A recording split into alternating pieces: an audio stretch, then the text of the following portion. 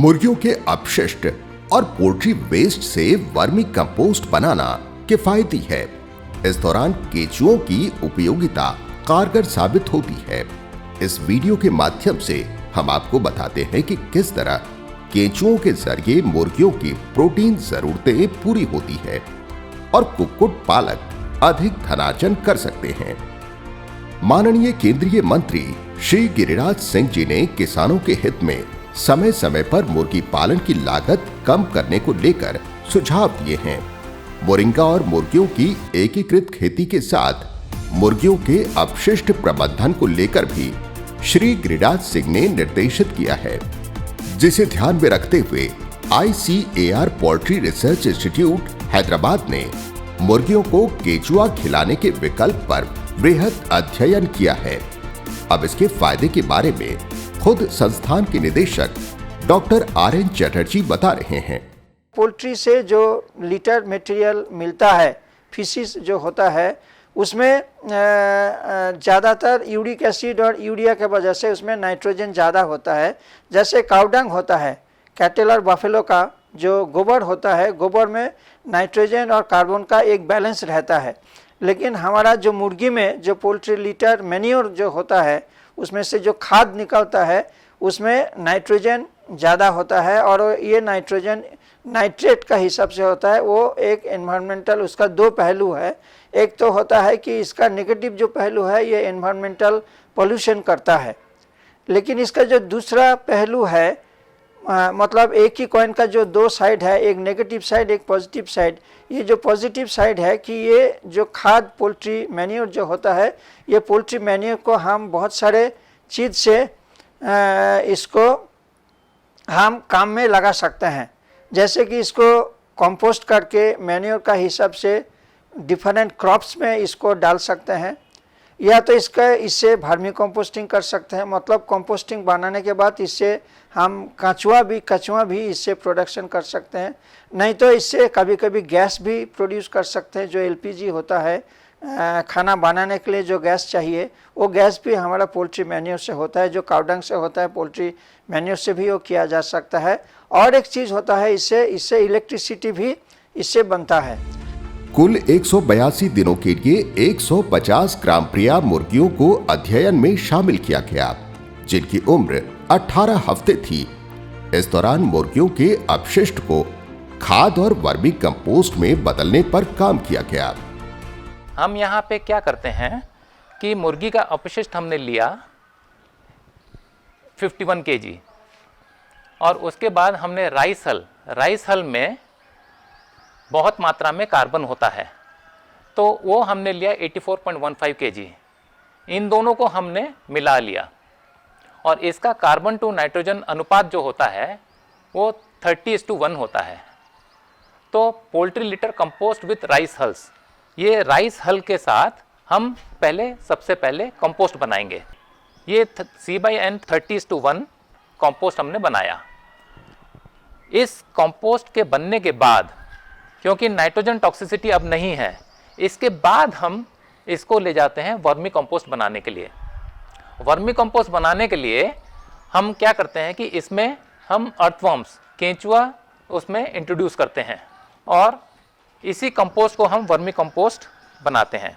हम जानते हैं कि मुर्गियों के अपशिष्ट में नाइट्रोजन की काफी मात्रा होती है, जो फसल और पर्यावरण के लिहाज से घातक है। जानते हैं इसका प्रबंधन किस तरह किया गया।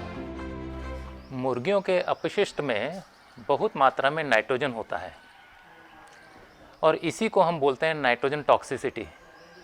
अगर मुर्गी का अपशिष्ट डायरेक्टली हम फील्ड में अप्लाई करेंगे तो उससे नाइट्रोजन टॉक्सिसिटी की वजह से सारी फसल जल सकती है। तो इस वजह से हमें क्या करना है कि सबसे पहले मुर्गी के अपशिष्ट को न्यूट्रलाइज करना है, नाइट्रोजन टॉक्सिसिटी को न्यूट्रलाइज करना है। वो हम कर सकते हैं अगर प्रचुर मात्रा में कार्बन की मात्रा उसमें ऐड करेंगे तो वो हम न्यूट्रलाइज कर सकते हैं। तो उसके बाद अगर हम अप्लाई करेंगे फील्ड में तो फसल को नुकसान नहीं पहुंचेगा। तो इसी को ध्यान में रखते हुए हमने मुर्गी के अपशिष्ट को हमने कंपोस्ट में परिवर्तित करने के लिए पूरी कोशिश की है। अध्ययन के दौरान रैन बसेरा में रखे गए पक्षियों को 23 दिनों तक हर रोज हर एक पक्षी को 6 ग्राम केंचुआ बतौर आहार दिया गया। पाया गया कि इससे पक्षियों की प्रोटीन की जरूरतें पूरी हुई। हमारे माननीय मंत्री महोदय गिरिराज सिंह साहब के निर्देशानुसार एक मोरिंगा वर्मी कंपोस्टिंग के साथ एक प्रोग्राम हमने बनाया है।